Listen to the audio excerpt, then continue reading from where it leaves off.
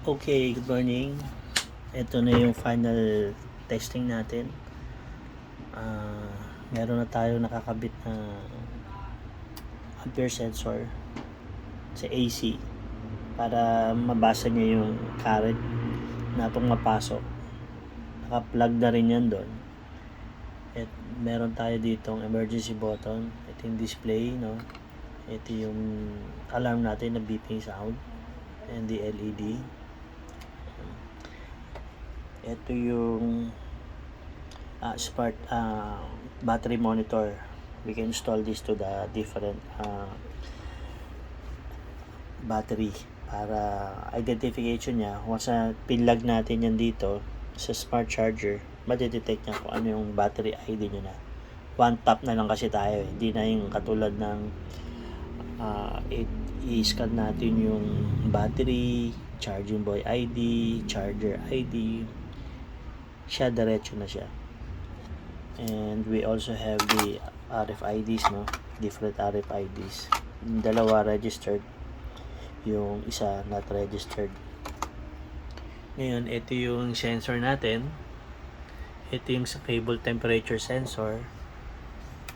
And tapos ito yung sa charger 1 and charger 2 na ikakabit sa charger natin. Temperature sensor din siya. Ngayon, plug natin. Lagyan natin ng power. Ito yung power na for the meantime, yan muna, no? Ayan, nagpunta siya. And ang nakita niya, ayan, connected na siya sa hotspot ko. Sa cellphone ko to. Ito yung charger info, C-F001. Battery ID, not detected pa kasi naka-off pa. Pag in-on natin yan, try natin i-on, iilaw to, madedetect niya na kagad doon. Mabilis na yung response niya. Dati kasi medyo mabagal yan, so in-adjust natin. Pag in-off ko yan, not detected, on natin. So, detected na siya. Ngayon, yung 0003 is the category. Yung dash N101 is the battery ID yan. Ngayon, try natin i-tap tong not registered. Mabilis na yung response niya. Nire-record niya, in-scan niya yan. Pag scan niya, checkin niya internally kung may naka-embed na RFID. Dalawa lang naman yung naka-embed doon na registered. Try natin to. We can embed hanggang 30 to 50 na qualified RFID cards.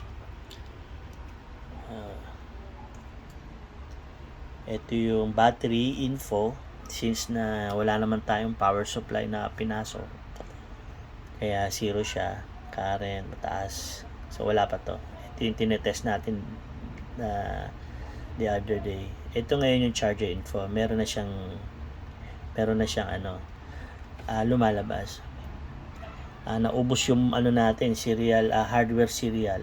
So ginawa na lang natin, software serial na lang. Ginamitan na lang ng pins. Pwede kasi multiplexer ng serial, kaya lang walang locally available, galing pan China. And since na pwede namang sa software, so software na lang natin tinira yan. So ayan, voltage, current, power, kino-compute na lang yan. Ngayon, ito yung charger temperature, 30.1,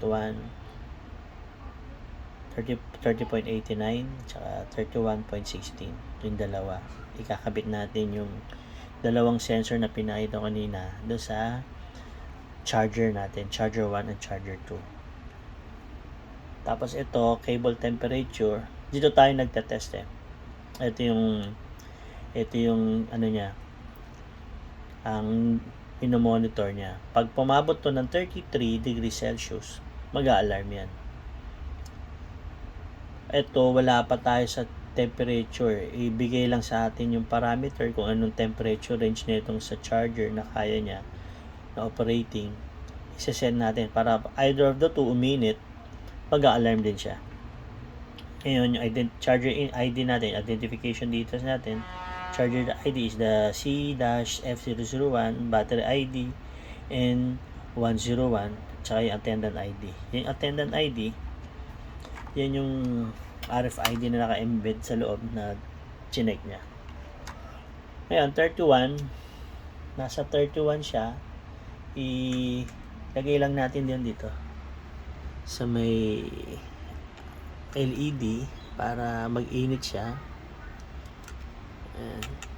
Pagka nag-init na yan, aabot na ng 33 yan. Ayan. Pag umabot ng 33, mag-a-alarm yan. So, 31 na siya, 31.75. Kahit itong sa charger info, maangat na rin yan. Kasi malapit sa ilaw. Pwede natin ilapit. Yan, para umangat din siya. Yan, 32.26. Ang sinet ko dito sa cable time is 33 lang muna. For testing only. Pero sa ano natin is 80 degrees. Pag umabot ng 80 degrees yan, mag-ano na. I-adjust na lang doon sa source code. Para mag-alarm siya. Isasama na rin tong charger 1 at charger 2 temperature sensor. Ngayon, 73 natin. 77. Malapit na siya. Ayan, nag-alarm na siya. So, ang nakalagay niyan is overheating. May information na nakalagay. Charger power supply was cut off. Check all power cable, connection, battery, and BMS before charging again. Safety first. Press emergency stop button to stop. Ang ginawa ngayon na relay dyan, kinut off nyo na yung supply galing sa charger. So, wala na dapat yun. Na lumalabas, kinut off nyo na yan. Ngayon, ito, pupush natin itong emergency stop button para tumigil. Kasi hindi titigil yan hanggang di mo pinapress to. Kailangan press mo to. Pag press nyan, pag first charge out na yan, lag out, tapos babalik na siya sa dating niya, sa page. Pero you have to release the emergency stop button kasi magbibip yan. Nakalagay dyan, emergency stop button was pressed, please release the button. So release natin para tumigil. Tumigil na siya. Bumalik na siya sa normal page niya. Pag pinaress mo, babalik yan, magbibip yan kasi na-detect na nakapress. Babalik lang ulit natin. Ayan na siya. So that's it. Thank you.